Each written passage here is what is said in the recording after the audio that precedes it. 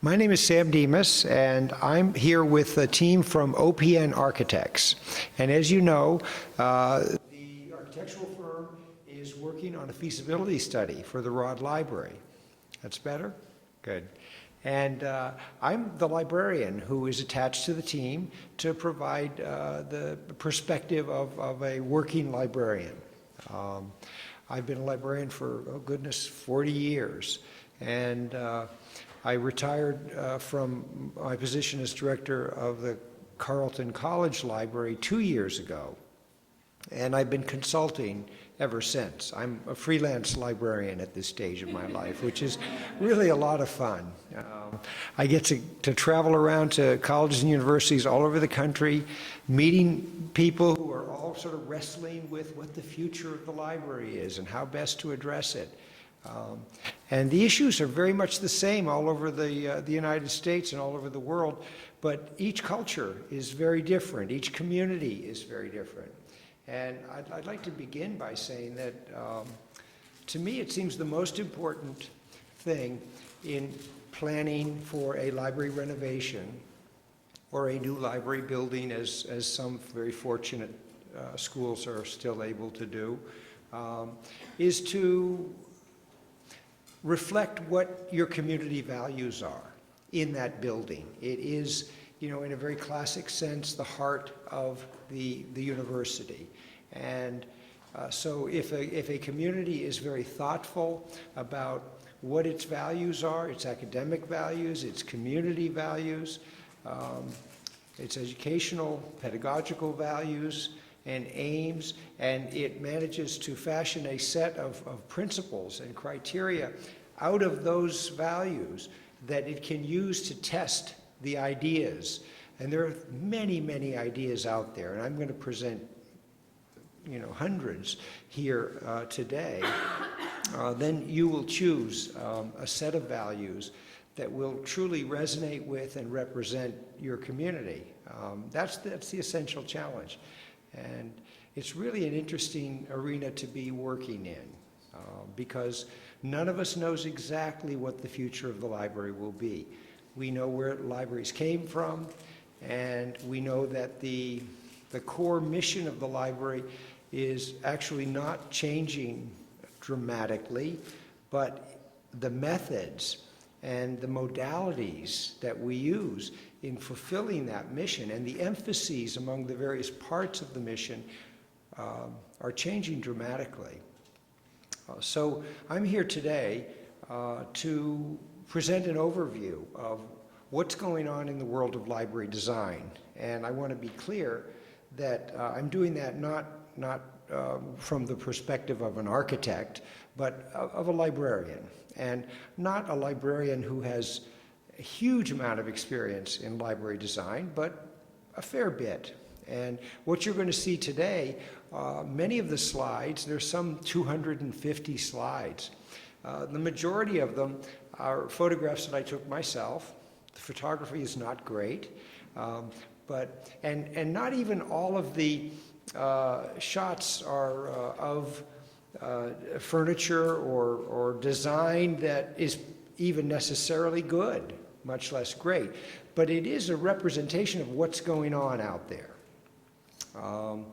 I had the opportunity about 7, 8 years ago now to take a sabbatical and travel and look at library design in Europe and in the US. I visited 53 libraries in Europe, starting at the library in Alexandria in Egypt, and then 50 libraries in the US and Canada. I looked at award-winning libraries. I looked at very small and very large libraries, mostly academic libraries, but public libraries too. I think we can all learn, we in the Academy can learn a lot from public libraries and their experience. A number of the slides have been the shots I've taken on the busman's holidays here and there, and I have a number of slides that were contributed by OPN architects who also took them in the course of their vacations and their work. And so what I'll do is frame each of the the trends with some remarks. I was going to start with some remarks about what's causing the significant changes in library design, and then frame each trend, and then show a lot of photos. Not being an architect or a visual artist, I'm not fluent in the vocabulary of architecture and design, so mostly I will let the pictures speak for themselves. What I'm going to try to do is have this be somewhat interactive. With 250 slides, I'm not going to spend a lot of time on most of the slides. They're going to go by rather quickly, but what I'm going to try to do is leave an opportunity in each of there are about 10 areas, 10 general trends that I want to present to you. And leave a little bit of time in each one for questions and discussion. And we've allocated as much as an hour and a half. If I find that there's no way I'm going to get through in an hour and a half because there's so much animated discussion, then I'll sort of move things along. What else can I say? By way of recommendation, by way of introduction, I would just say that, again, I'm not recommending that the University of Northern Iowa adopt any one of these particular styles or furniture configurations or anything else. I'm just trying to, in a sense, help kick off this feasibility study by presenting a view of what's going on out there in library land. So I think that's enough. The trends are briefly that publishing and scholarly communication is changing dramatically.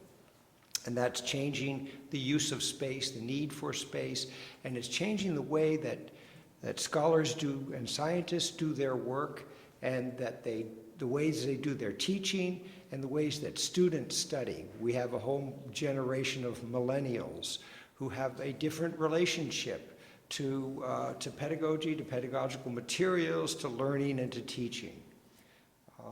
We're changing the way that we manage our collections, and I'll talk quite a bit about that. We're seeing a rise in what is unique or scarce in the holdings of libraries. The spotlight is on special collections now. We're seeing a whole generation of iconic buildings. Sort of library architecture is, the spotlight is on library architecture just as it is on museum architecture, where these are institutions which are in transition. And architects love being able to play with a building type that is in transition, and to make architectural and design and aesthetic statements about the institution and the building type, and to be part of the process of evolving a building type. Learning and teaching spaces are changing for the reasons that I very briefly cited a few moments ago. There's a huge emphasis on collaboration, on the actual creation of content. Students are mixing, remixing, all kinds of resources to present their own work as part of their college work. Things are going increasingly mobile. Technology is sort of central to much of what is done in the academy now. At the same time, there's a tremendous need for those third places, those places where people can go and be with other people who are engaged in the same learning enterprise. Our institutions, our colleges and universities have become so specialized. Each department is an entity unto itself, and they're creating a surround for their faculty and their students, which increasingly makes it unnecessary for them to interact with colleagues in other departments.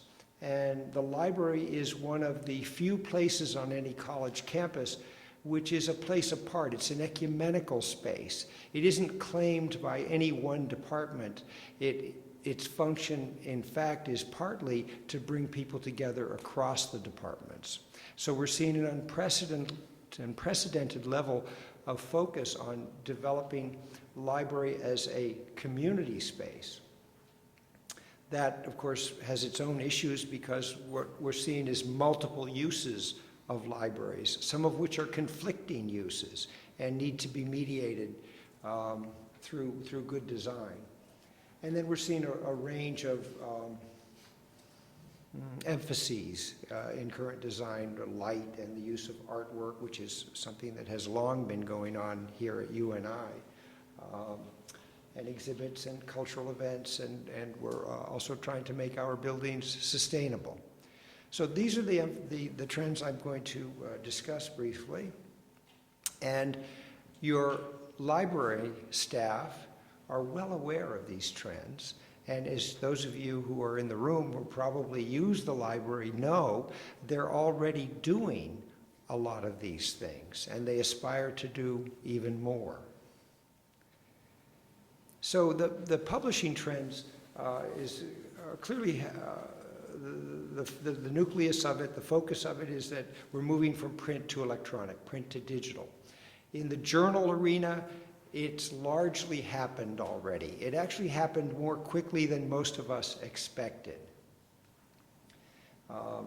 particularly in the developed world. In the developing world and in certain disciplines, it hasn't happened yet. In certain disciplines, it won't happen. There are certain disciplines, art history being an exemplar of that, where there will probably always be print journals.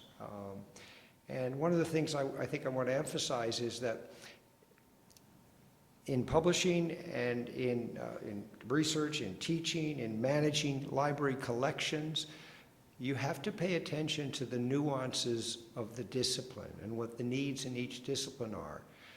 You get into a lot of trouble when you take a cookie-cutter approach to how you're going to offer library services or how you're going to treat the collections. E-books are on the rise, but it's clearly going to be slower.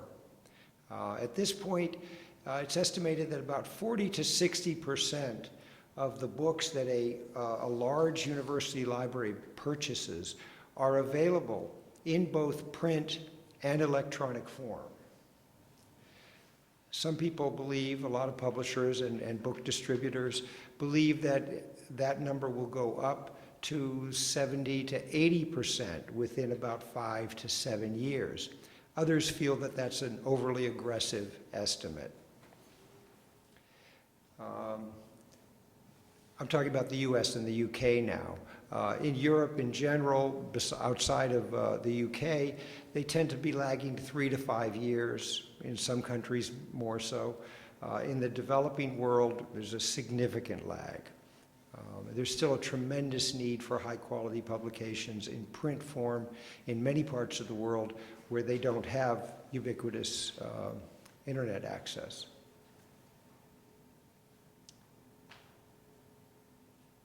But I'm doing some work at the University of Minnesota, space planning work, and we've wrestled with the question of what will the collections look like in 15 to 20 years. And what we're projecting at this point is that in 5 to 10 years, 90% of what scientists use will be available digitally. 50% of what social scientists use, and 30% in the humanities. These are guesstimates.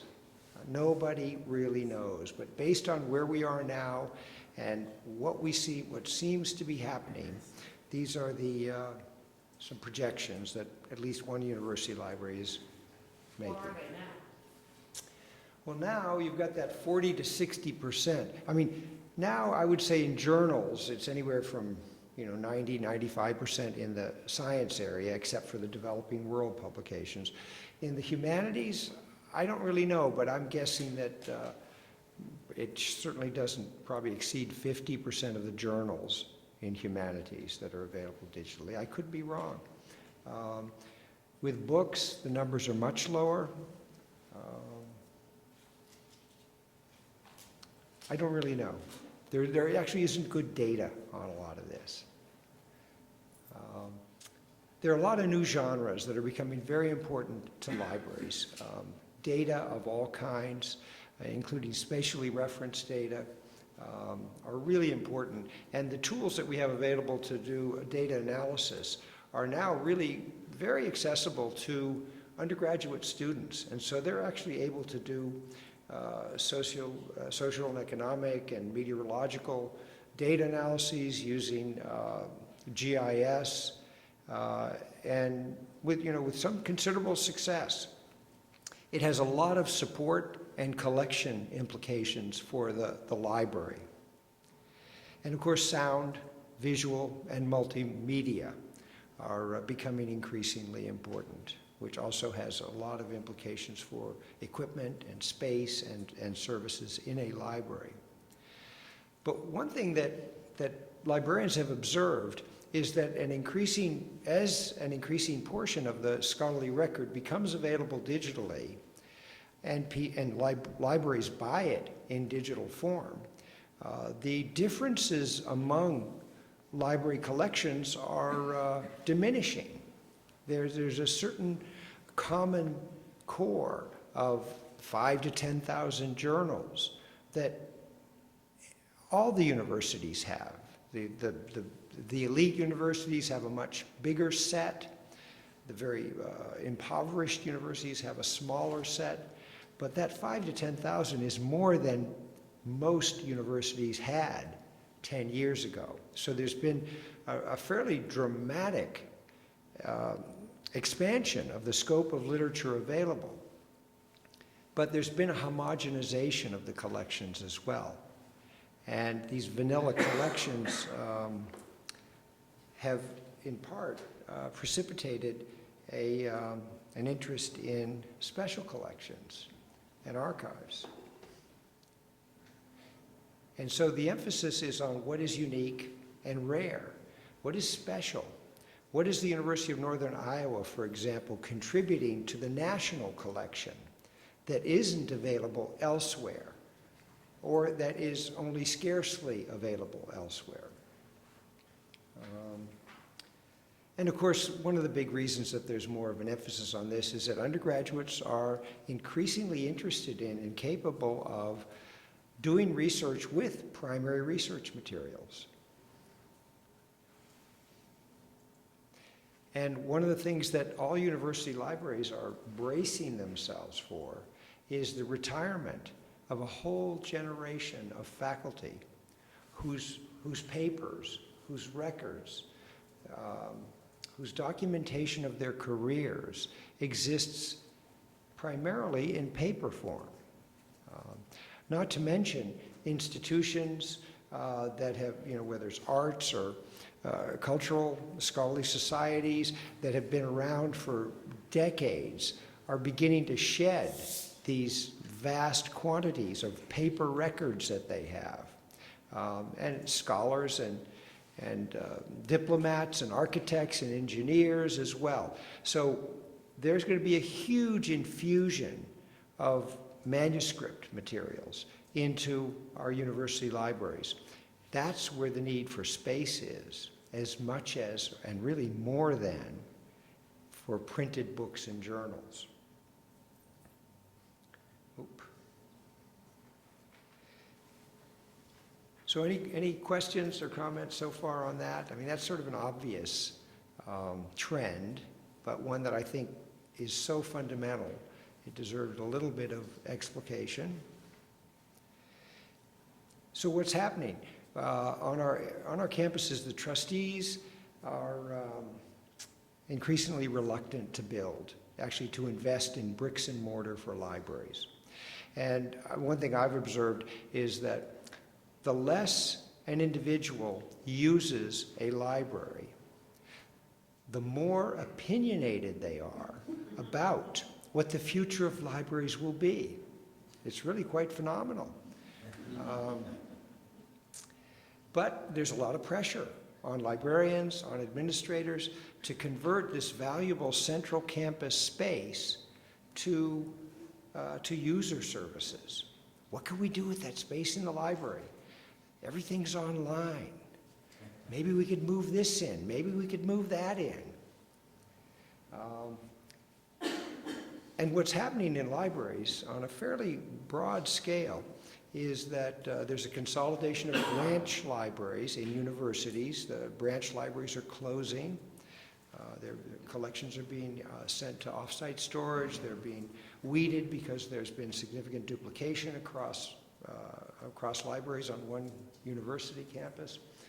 And there's really a lot of pressure to reduce the footprint of the collection, the print collection in our library buildings, and to a lesser extent to reduce the footprint of the staff space in order to make more room for users.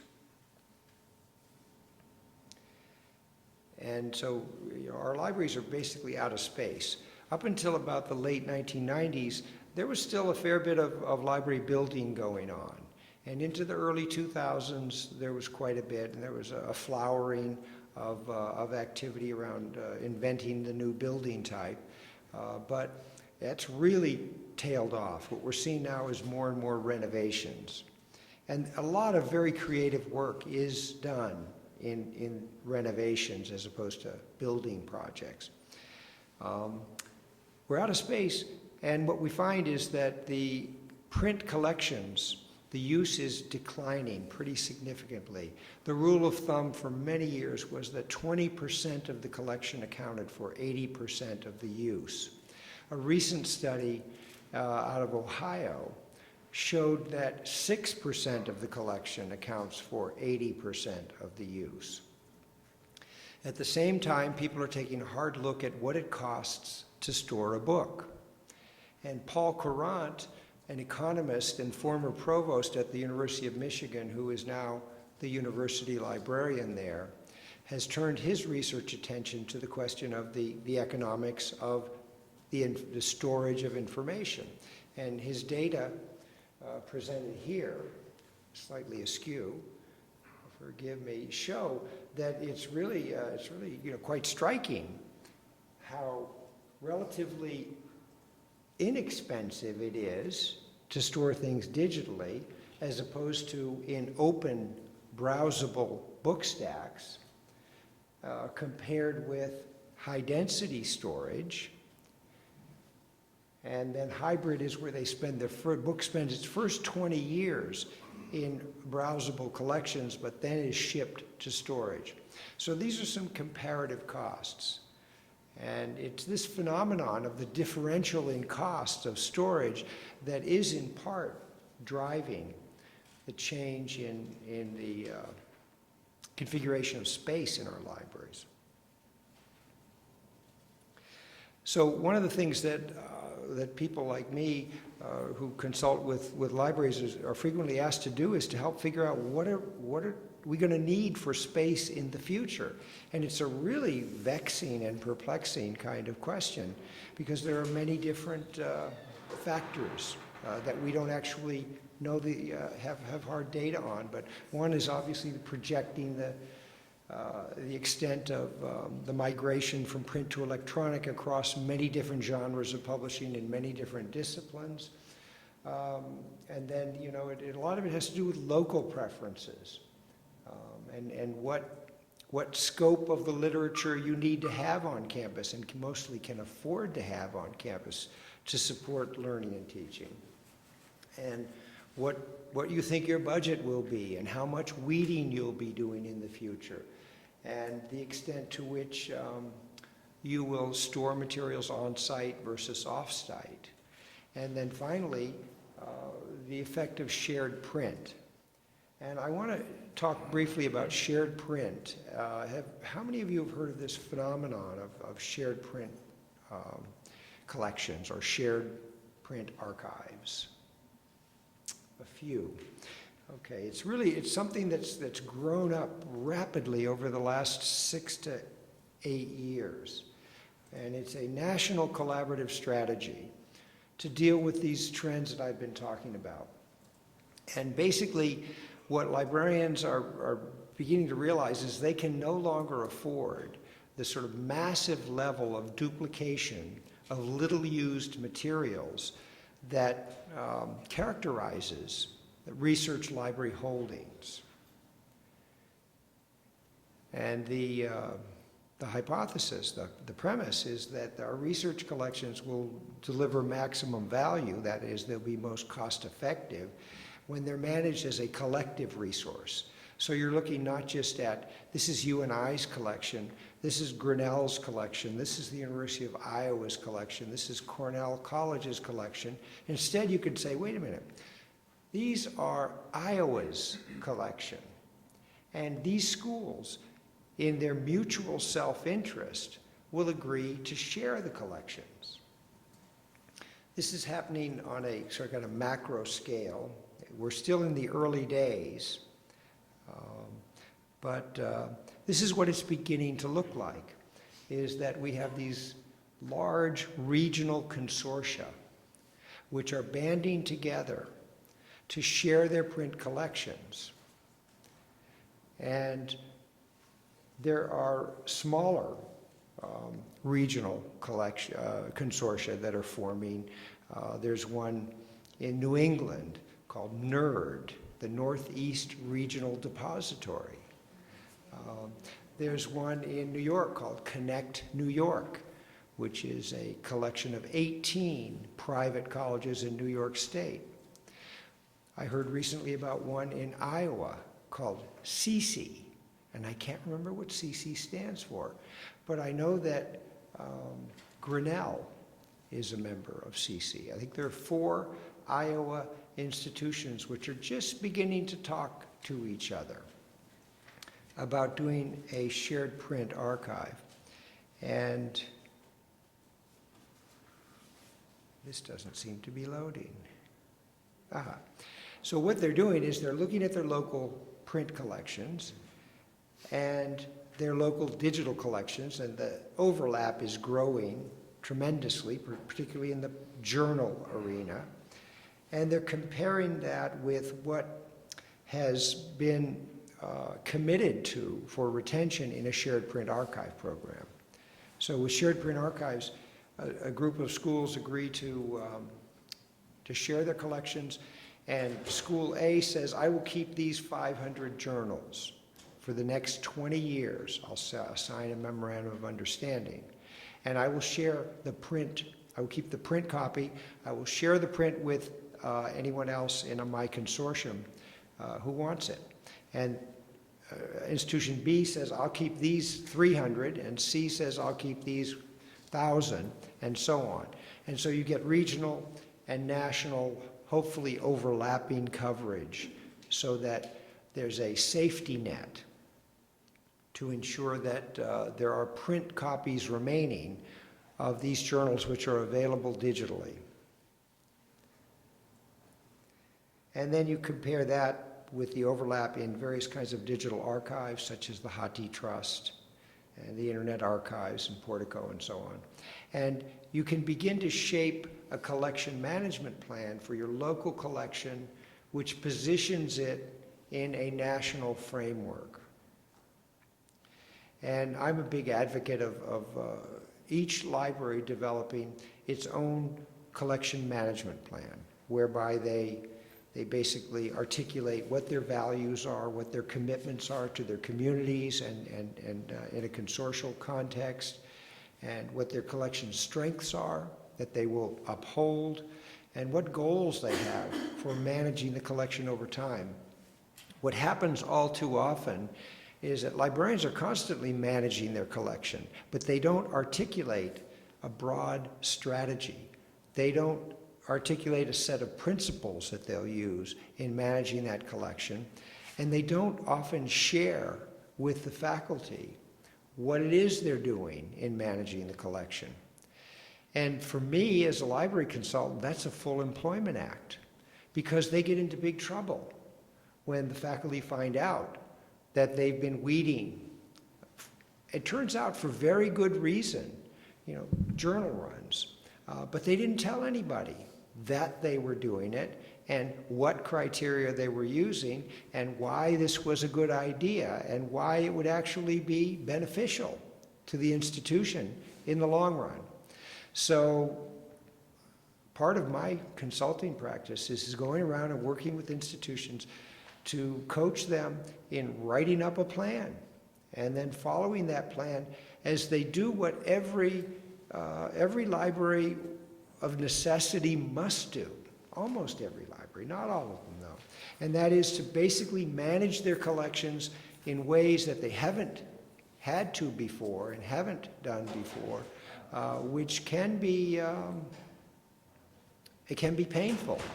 And it can easily be misunderstood as an extreme form of cretinism on the part of the very profession which is being counted on to conserve, preserve, and protect our scholarly resources. So the thing that's happening is that academic libraries are actually beginning to be called upon to act a bit more like public libraries. And so we're learning a lot from public libraries. We're learning how to create social spaces that don't conflict with the study spaces. We're learning to support community activity. We're zoning our libraries in ways that are clearly signed and easy to follow, and so on. You can read these for yourself. So it is kind of an interesting cross-fertilization between the public library and the academic library that's going on. In this particular instance, what does branding mean? Branding, well, good question. It means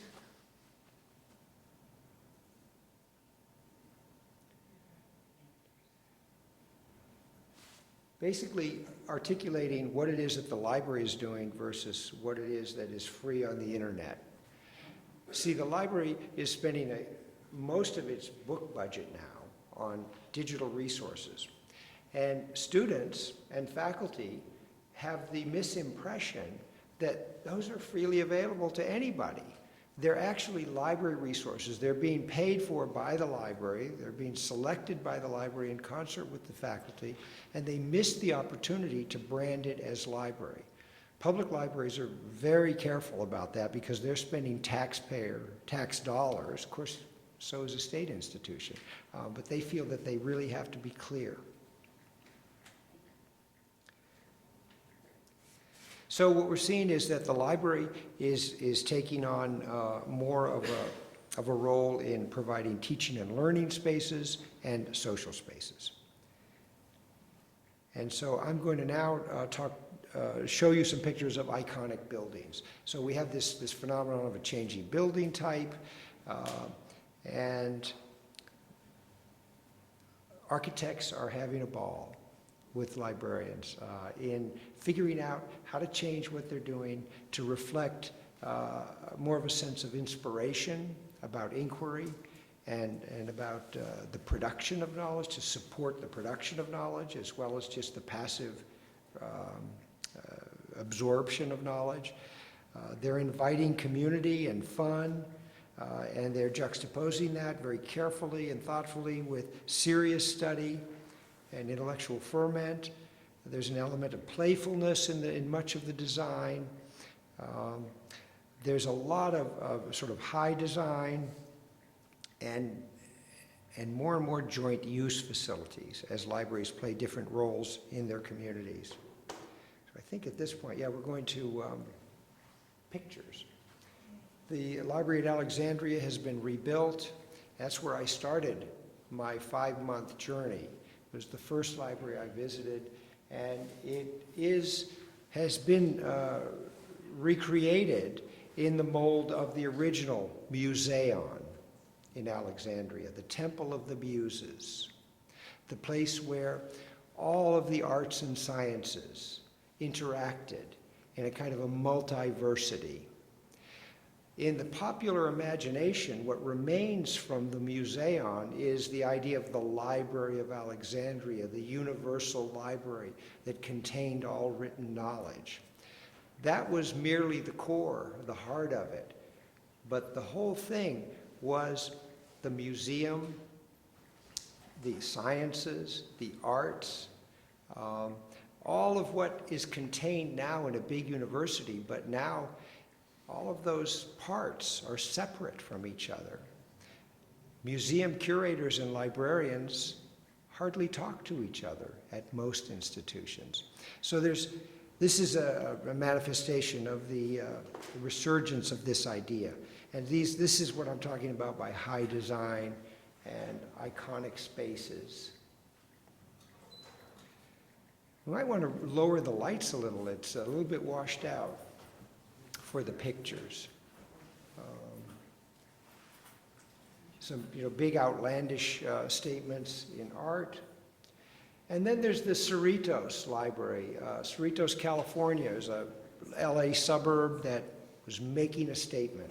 And they developed what they called the Millennium Library. And it was the first library that sort of adopted as its theme the experience library.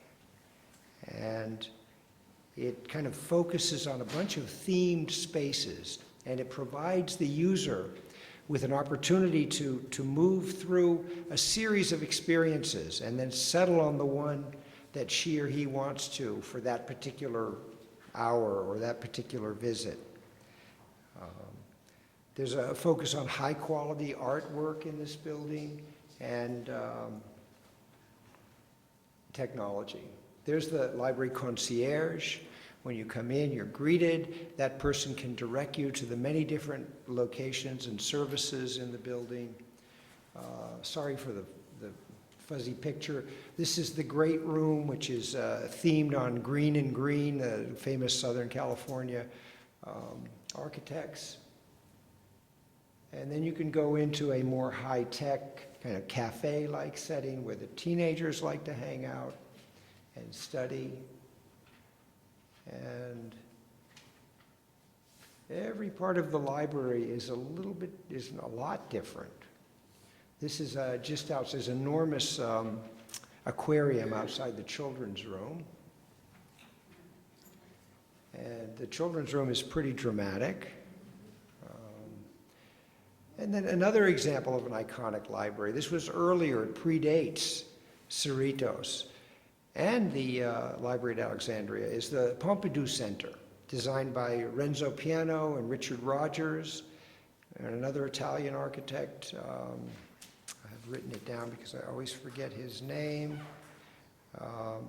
Francini.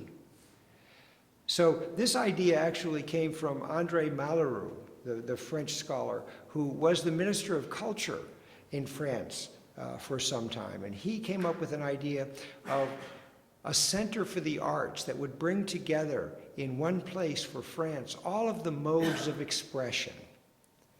And finally, was it de Gaulle, I think it was, took it up as a cause. And they built this in, I think it was about 1990.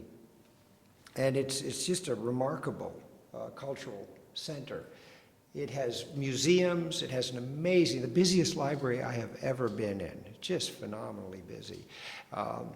It has a gift shop, of course, all kinds of museums, cinema, a very busy cinema with an active program, and all kinds of things going on inside and outside the library at all hours of the day and night.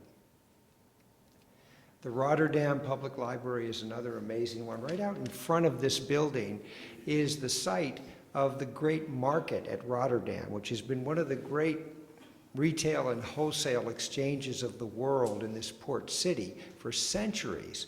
And they put the library right there, and it's got a lot of the sort of marine port architectural references.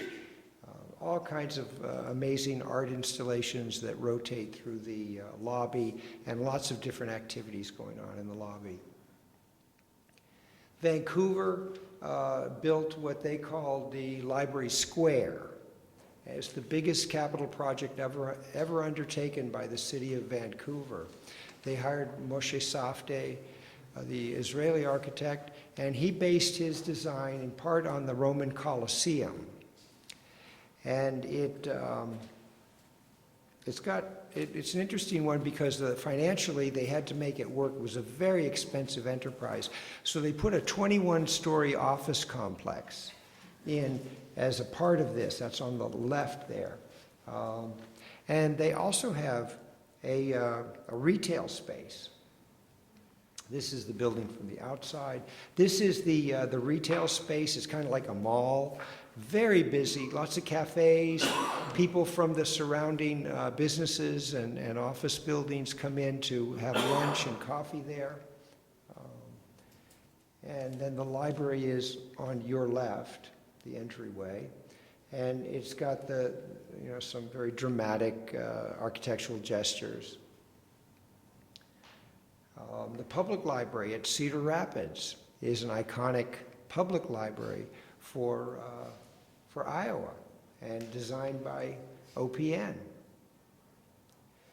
In the academic arena, there have been a number of very large, high-profile buildings recently. Ohio State. The exposing of the stairways and the levels is definitely a current theme. A lot of people are talking about the Hunt Library at North Carolina State University.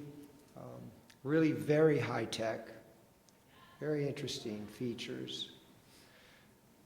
The stairway, as Brad pointed out, all of the sort of the circulation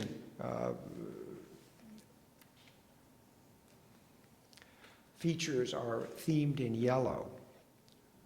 So there's a lot of use of color as wayfinding.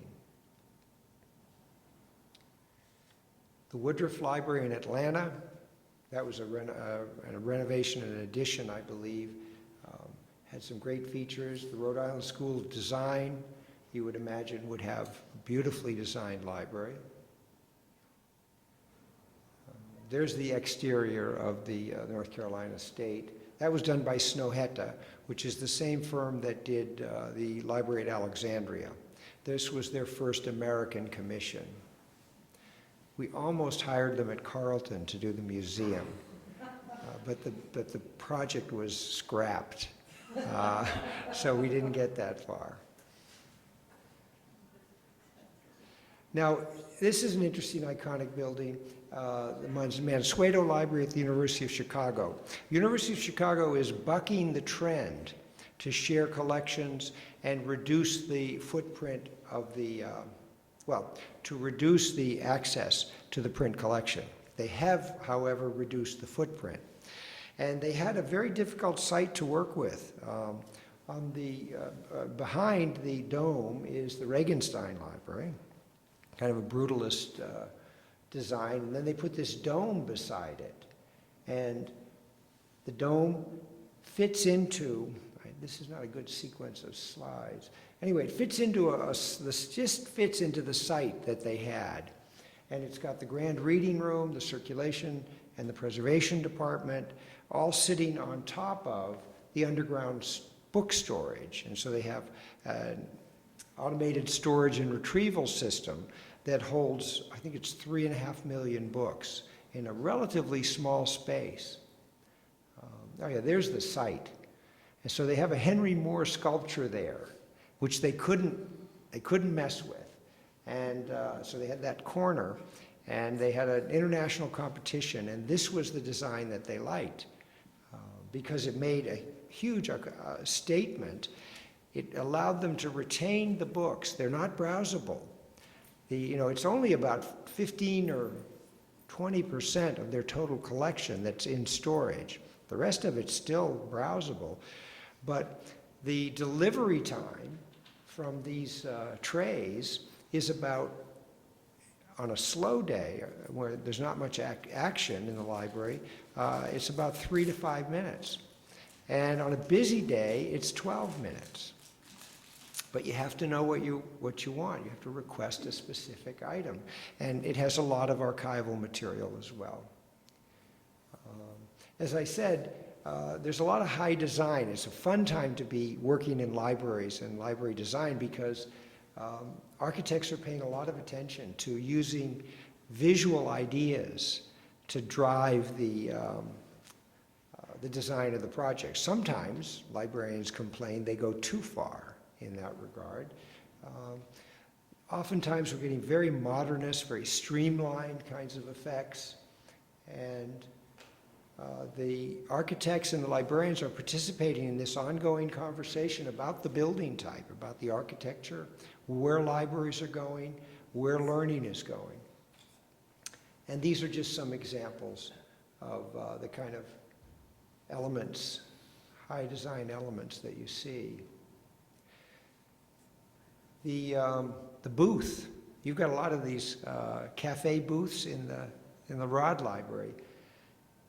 It's amazing how popular those are. This is a version from the Netherlands. And a lot of use of beautiful materials. That was in Norway. This is Cerritos, all kinds of unusual finishes and designs for the sort of the standard equipment of computers. This was an amazing library in Helsinki, a very small public library that was designed for the group, the demographic that is most resistant to library use, males in their 20s and 30s. And so they designed this library, and it was very effective in bringing them in. I'll show you a few pictures later. So another thing is group study. You've got some great group study spaces in Rod Library, but you don't have enough. They're incredibly popular. And so what people want is to be able to sit down in small groups. They often want to be in a private space, but they'd like for that space also to be visible so that they could be seen with their friends, by their other friends who are passing by. They want to have the full technology available to them while they're in that space. But mostly they want a sense of being able to concentrate on the work that they're doing as a group. And here are all kinds of examples. This is actually where Reed College students who are seniors, they all get assigned a carrel, and they have to buddy up. So those are really individual study carrels. These are some scenes of group study, and I'm going to show you way more than you want to see of group study spaces, but they come in every size and shape and flavor you can imagine. Some of them are really high-tech, some of them are really low-tech.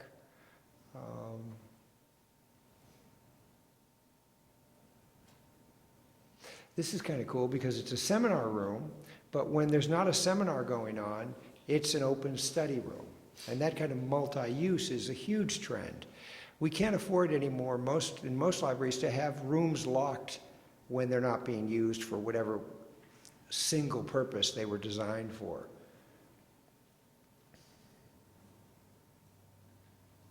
The San Jose State University shares its space with the public library. So that's going back to an old idea that was very popular actually in the Carnegie Library days. Oberlin College Library also hosted the City of Oberlin Public Library. And it's not unique in any way in having done that. The Carnegie Libraries, that was an amazing era. They experimented in ways that we can't even imagine. They had boxing rings and gymnasiums and pools and all kinds of community facilities associated with the library. And now the group studies are so popular that they're scheduling them as you do here, and there's specialized software where you can actually see visually when a room is occupied and even who it's occupied by. And then there are all kinds of spaces for collaboration. But before I go any further, any questions, comments, concerns about anything you've seen? Any? I fear what I'm doing is sort of putting you to sleep by just showing you so many images in a row. I would say it seems like some of the high concept deals are which might call wasteful of space in a way. I mean, there's all this open area to the ceiling where Right. you would think that could be better used in some way, but There probably Looks is. nice, but Yeah, it looks nice. Well, it makes a statement. It makes a bold statement. And there's some real value in that, but how do you weigh that against the fact that in most institutions, resources are limited, and you really need to make the best use of all the space that you have. And that's where architects come in, because they can help you find that appropriate medium. Okay, so spaces for collaboration, content creation, and research support. I'm gonna briefly go through sort of two phases. The first phase was reference rooms and information commons. And that phase, I mean, we still have a lot of information commons. People are still building them. But now we're into a second phase called the learning commons, or the academic commons. And I'll show you examples of both. But they all have in common is wanting to be really explicit about and efficient and effective about where you go for help. The reference desk, as it has traditionally been designed and construed, is not working well in most institutions. It needs a radical rethinking. People are looking to the Genius Bar in Apple stores as a possible example. And this is just an example of a computer-intensive setup in San Diego. You see San Diego, I assume?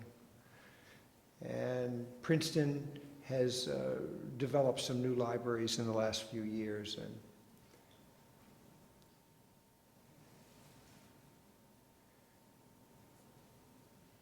you've seen variations on that theme of the coffee table, the coffee.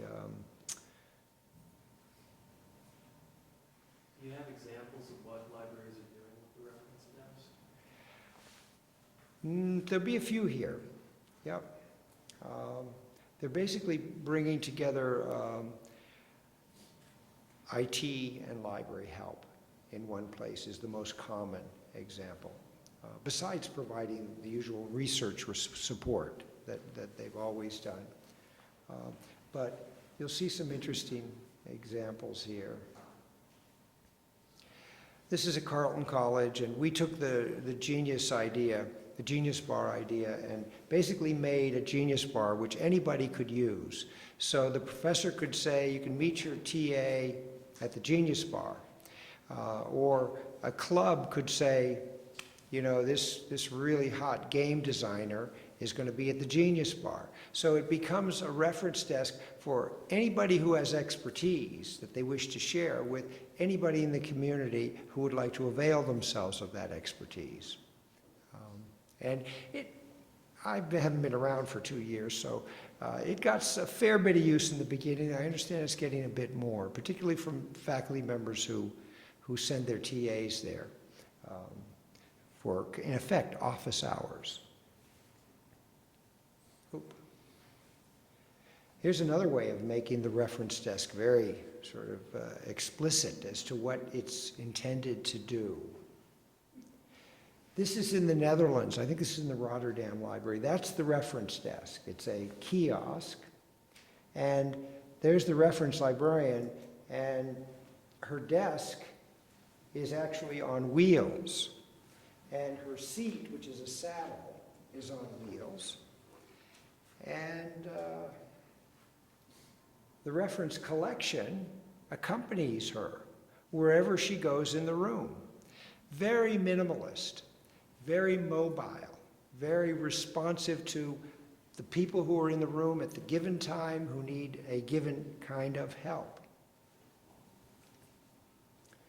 There's another very poor photograph of the way the reference area is set up. These are consultation tables where somebody who has a question can come and sit down there and start using the computer, and as soon as the librarian is free, they come over and help them. Here's the reference desk, traditional reference desk, with the reference librarian and 2 students. More and more students are being recruited to provide peer-to-peer help at the reference desk, and oftentimes other students find them more approachable.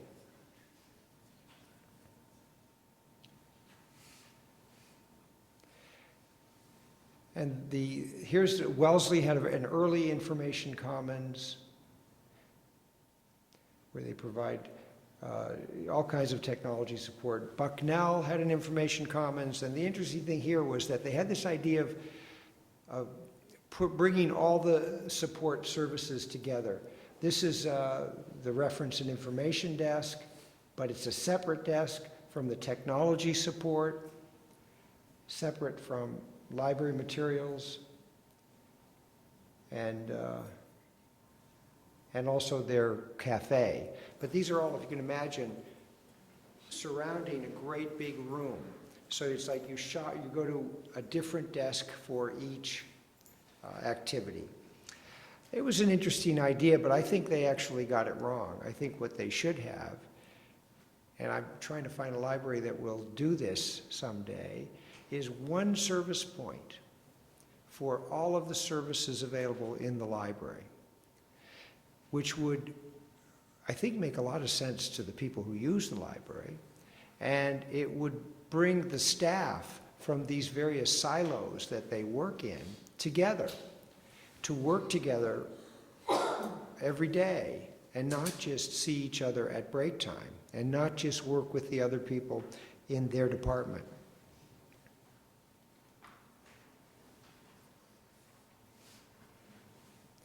So this is a very sort of early 2000s information commons. And Lafayette College has a similar kind of thing. It's a little bit more high design. Gets a lot of use. That's the reference desk, which is right by the information commons. They've got a technology studio, which is equipped with all kinds of interesting technology. This was the reference, the information commons that we developed at Carleton College when I was there. This was in about 2002. And what we did was lower the profile of the reference shelves were about at that level, and we lowered them down so that you could look outside. And we brought together library and IT services in one room and called it the Research It room.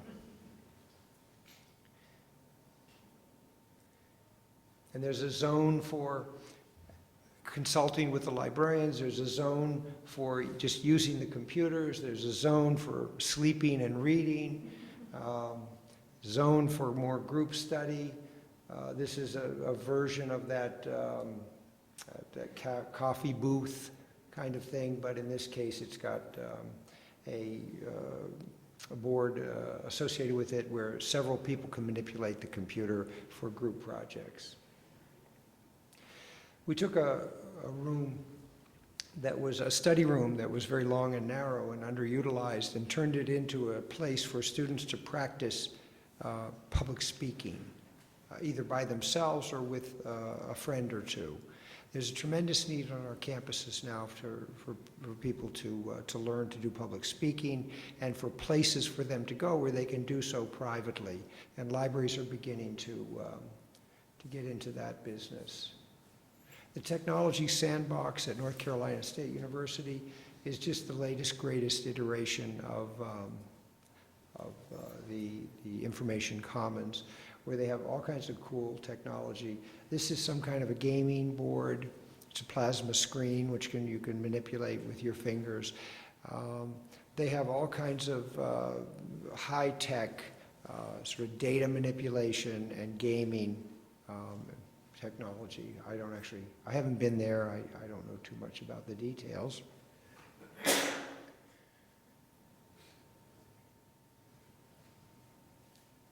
Science buildings are beginning to build in all kinds of spaces for students to study and work together, as well as to bring people together, faculty together across the disciplines.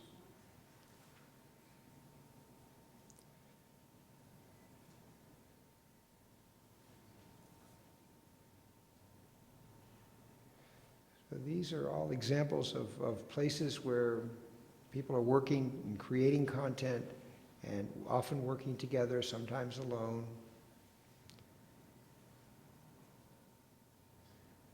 These portable screens are really popular.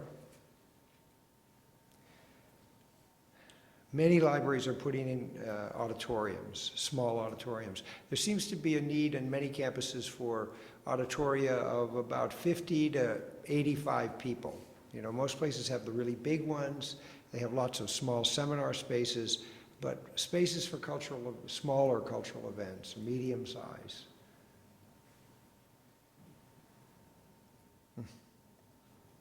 Phase 2 is the learning commons.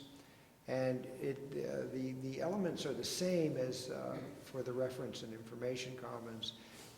Lots of gathering spaces and meeting rooms. What's different in the learning commons or the academic commons is that the service partnerships are beginning to evolve. And briefly what happened is that, 30, 40 years ago, we didn't have writing centers. We didn't have teaching and learning centers. There were no GIS labs, there were no career centers, and academic civic engagement didn't exist in the academy. Over the last generation or so, all of these cool services that we can provide for our students have developed here and there, opportunistically, on the campus. And campus administrators are now beginning to look around and say, well, wait a minute. Why is the writing center over here, where the kids write their papers, get help in writing their papers, and the library over here, where they get help in researching their papers? And the career center over here, and the libraries here, where they use the computers to write their resumes and do research on their professions and so on. So there's beginning to be a coherence brought to academic support services, campus-wide. In some cases, it's primarily to save money and space, but in most cases, it's to improve services to the students and to support and generate synergies among these academic support professionals, librarians, IT people, writing specialists, and so on. Some places are bringing in the tutoring services from around the campus.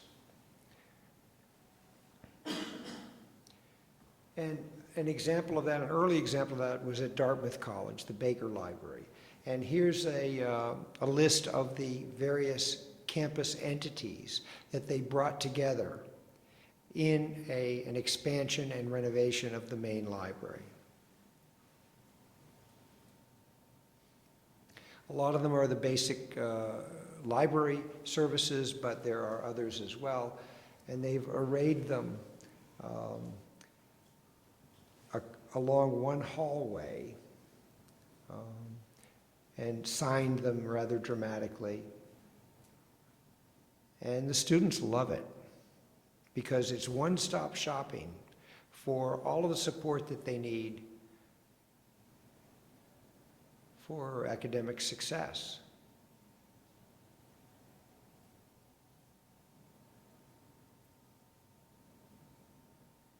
And of course, the requisite cafe. And the Learning and Teaching Center was just moving in the week that I was visiting, so that's where they were going to go.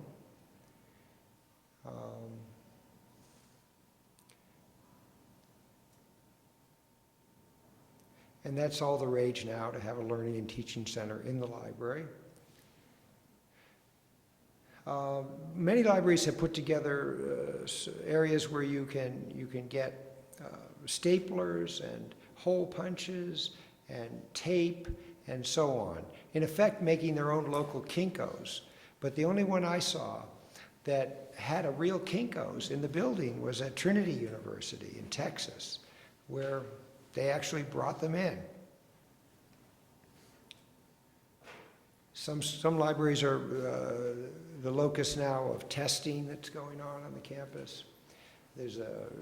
Wellesley has this wonderful, very high-tech library in conjunction with a book arts center and a very active and well-done exhibition program. And then again, there's this co-location of the public library and the academic library. All kinds of schools, you know, have brought in special centers into the library, and that's a mixed bag. It really it has some advantages, and oftentimes, though, they end up wishing they hadn't brought some special academic unit into the library. It seemed like a good idea at the time, usually because whatever academic unit it was needed some space. And they were able to make, you know, to fashion an intellectual justification for why they should be in the library. But oftentimes their approaches and their needs are so different that they end up regretting that particular kind of co-location. I don't mean that's to be the case with the Center for Beethoven Studies. I'm not picking on them, but just as a general rule. The emeritus faculty want to retain a connection with the institution, and they frequently express an interest in doing that through the library.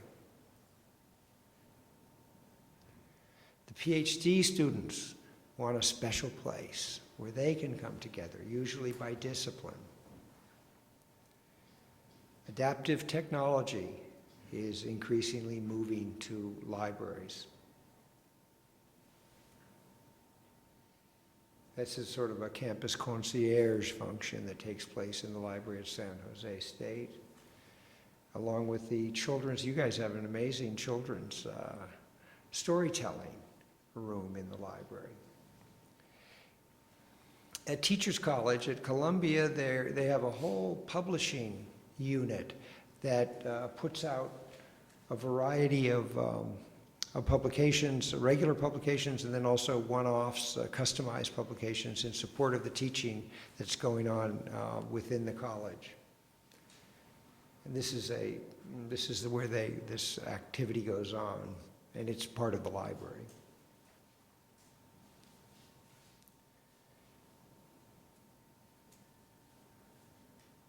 Of course, media services have traditionally been part of library. The Culinary Institute of America is a great example of how a library develops to reflect its own unique culture. So you've got the vegetal motifs on the stained glass, and you've got in the library their version of the operating theater. Where instead of watching the operation on the cadaver, you're watching the chef do her thing. Middlebury built a new library, and they put their Learning and Teaching Center in there. They put their Office of Sponsored Research in there because they found that that was an office that faculty frequently visited. And as a way of increasing faculty presence in the library, they put sponsored research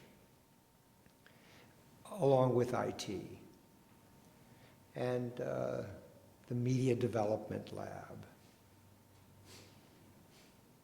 Many libraries, when in the process of renovation, are developing 24-hour study areas that are carefully secured from the rest of the building, and providing data services.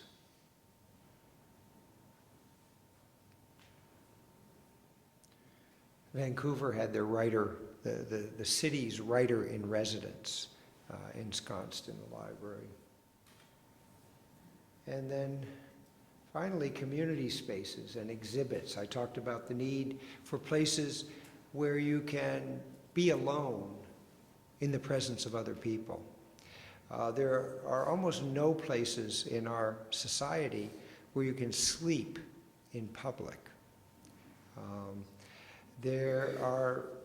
And the library is one of those places. You can go there for quiet, meditative activity, and you can go there to see and be seen.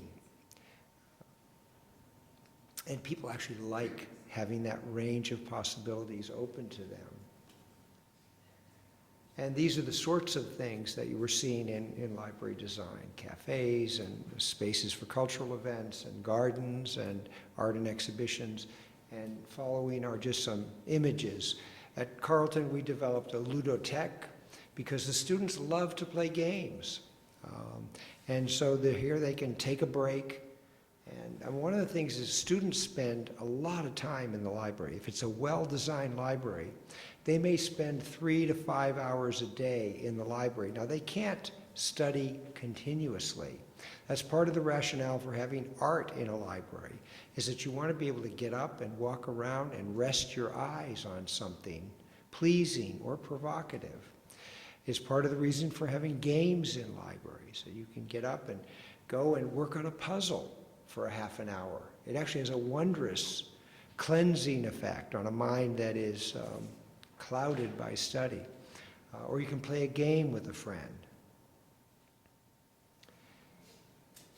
And of course, the cafes are community spaces. And virtually every library has one now. This one looked like a bar to me. I think that was at Trinity College in Connecticut. Library 10 in Helsinki, to attract the library-resistant demographic, put in a recording studio. And they would provide you with the instruments as well, so you could come in and, cut a few tunes. And then this is a performance space. In the back there where the paintings are in the wall, that gets converted very easily into a small performance space, and in the evening they have bands and small dances in there. This was a very cool library, an award-winning design of a community library, public library in Copenhagen, where they took an old factory and converted it into a library, and then on the upper floors are all of the community, social, and cultural organizations from that district of Copenhagen were all located with the library.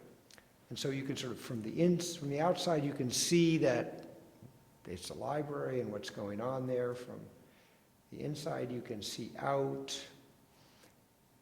And it's a very busy little public library. Then when you go upstairs, you come to this amazing performance space. It's sort of a black box, but it's a light box. And it's used by many different art organizations and in the community. And then what I don't have pictures of is all these offices for every imaginable social and cultural organization. And the interesting thing was that they'd been together for about 3 years, and I was told that they were just beginning to share information about their funding sources. They had been collaborating on a certain level, but they had gotten to know each other well enough that they were actually starting to talk about where the money comes from and how they could work together to be both more efficient and effective in service to their public, but also more effective in securing funding from the local government. The University of Oslo Library is a great example of letting the light in, and also cultural events. This is the lobby of the library, and that's the actual entrance from the lobby into the library. I happened to be there when there was some kind of cultural event going on, and it was just a fun occasion. And then there's a gallery just off the lobby. The Vancouver Public Library had a traffic problem, so they had to dedicate one room as a parking garage for strollers. They hadn't anticipated that. Meeting rooms, every public library has meeting rooms for the public. More and more academic libraries are now designating spaces that can be reserved by student groups and others. Shelving on wheels, this mobile phenomenon in our society is reaching book stacks. The Rotterdam Public Library, it's not a good picture, but all of those book stacks are on wheels. And so they can actually push them back and clear that floor for an event in about a half an hour. So they're able to take, tremendous advantage of the space that they have. And then finally, light art gardens. I'm a big proponent of libraries and museums finding a way to come back together in the spirit of the museon. There are tremendous obstacles to that. My wife is a museum director, and so I know all the problems that would have to, the challenges to that. I tried to, when we were going to build a new museum at Carleton, I lobbied to have it built as an integral part of the library. But it didn't go over at all. She did finally get a new museum, but it's not part of the library. It's part of an arts complex.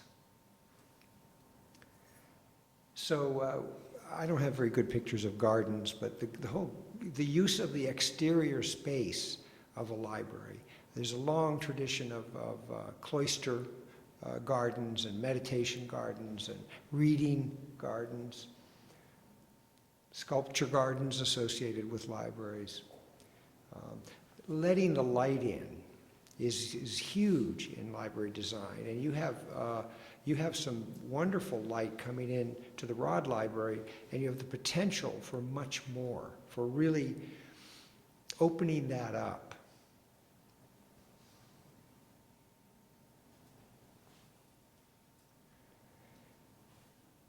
Exhibition spaces, event spaces, all kinds of art installations are beginning to take place in libraries.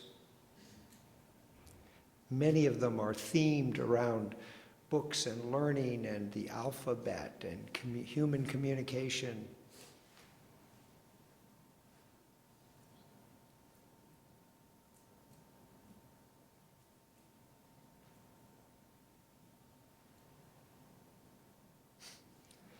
People playing with the idea of what's happening to books in the 21st century.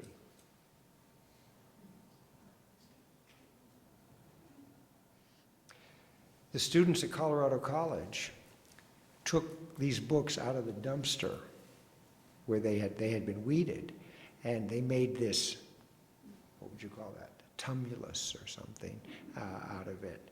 And the next morning, the librarians were surprised and a little chagrined.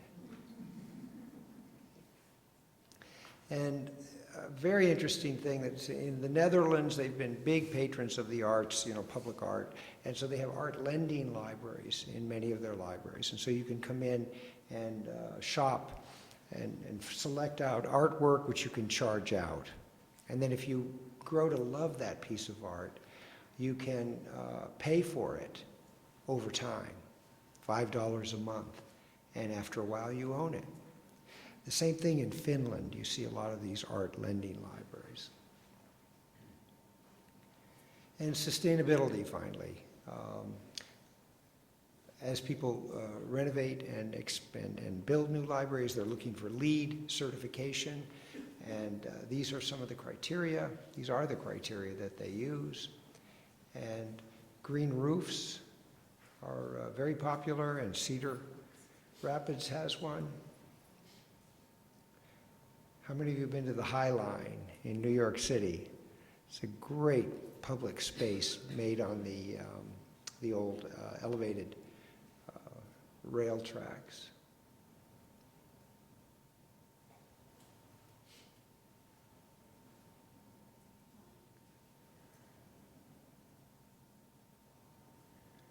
That's it. So I'm sorry that it's kind of a lot to absorb, but I meant it as an immersive experience, and one that would give you a lot to think about as you go into planning the Rod Library renovation.